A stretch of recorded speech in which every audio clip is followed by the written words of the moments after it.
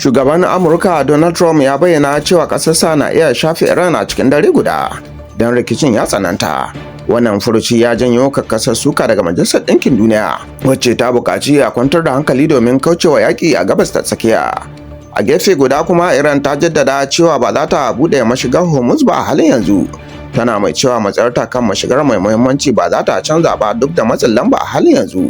Har ila yau ta ki amincewa da duk wata tsagaita wuta da baya amfani da ita. Tana mai cewa tattaunawa ba za ta yi ba a halin barazana. Rahotanni sun nuna cewa akalla mutane 34 ne suka mutu a wani harin ban da ya afku a jami'ar Iran, ciki har da kananan yara.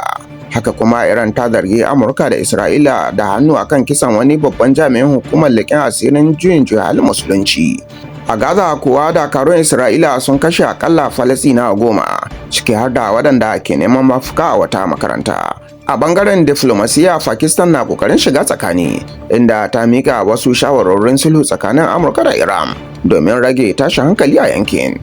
Ƙarshen cikakkun labaran kenan. Mu zama lafiya.